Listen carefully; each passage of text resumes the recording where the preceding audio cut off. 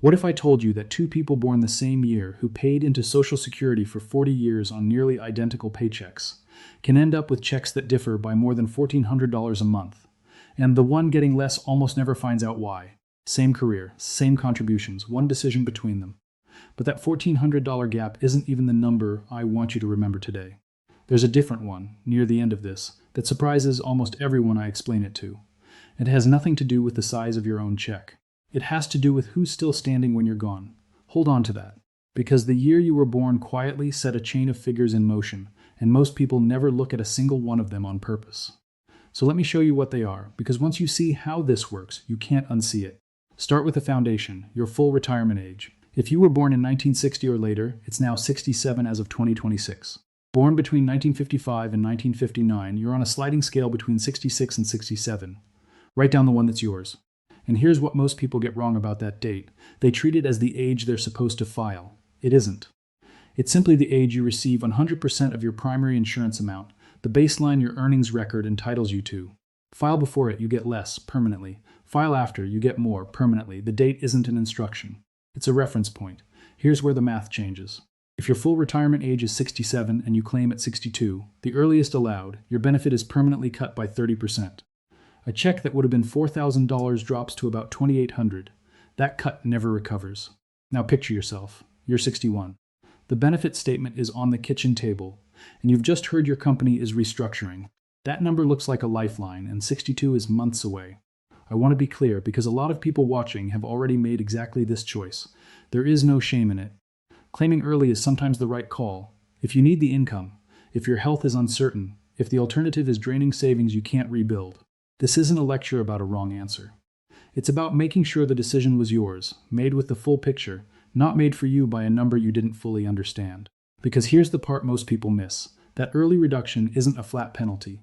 It's calculated month by month, about 0.05% for the first 36 months, 5/12 after that.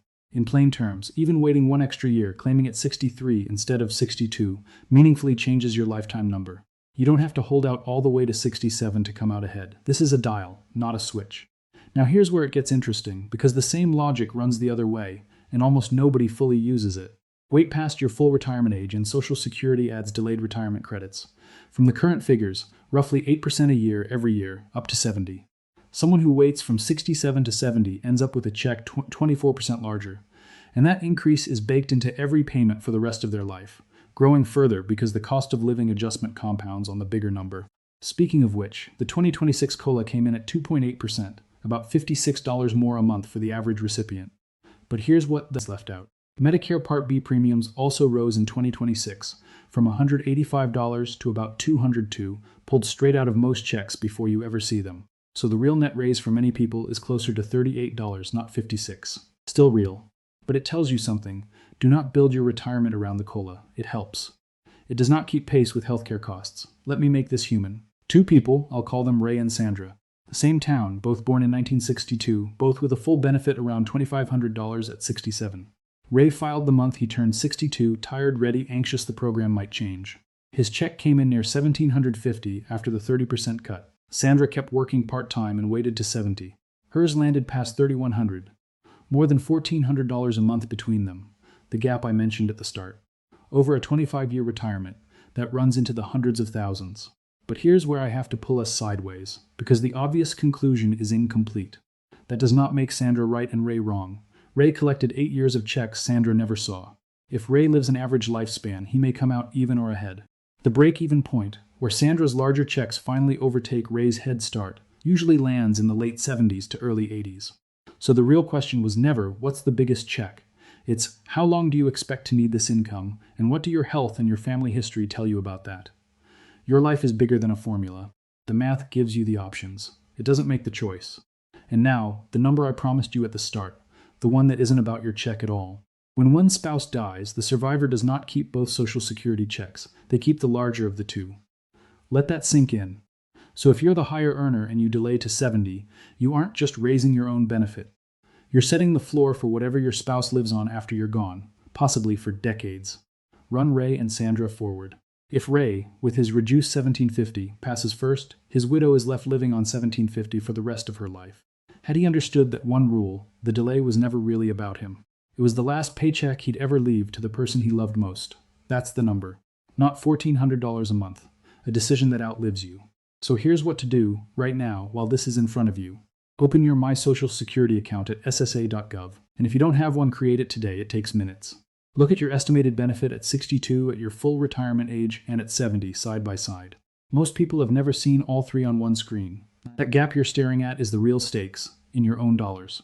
And the honest part, because you deserve it. I'm not your financial advisor, and none of this is a guaranteed amount. Your record, your earnings, your health are yours alone. What I'm handing you is the logic, so you can apply it to your own equation, ideally with a professional who sees your full picture. Carry this out with you.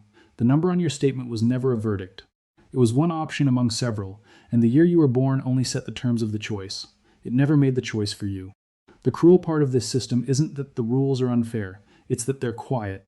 They knock on your door at 61 to explain what's at stake. They wait for you to decide, then make it permanent. You worked 40 years for this money. The least it owes you is a decision made with your eyes fully open. And there's one more layer I haven't touched, because it deserves its own conversation. What happens to every bit of this if you were divorced after a marriage that lasted 10 years or longer? There's a benefit there that millions qualify for and never claim, and it doesn't cost your ex a single dollar. That's where we're going next. If this gave you even one number you didn't have before, follow along so the next one reaches you, and tell me in the comments which decision you're facing right now, claiming early or holding out. Because the person reading your answer is sitting at the very same kitchen table you are.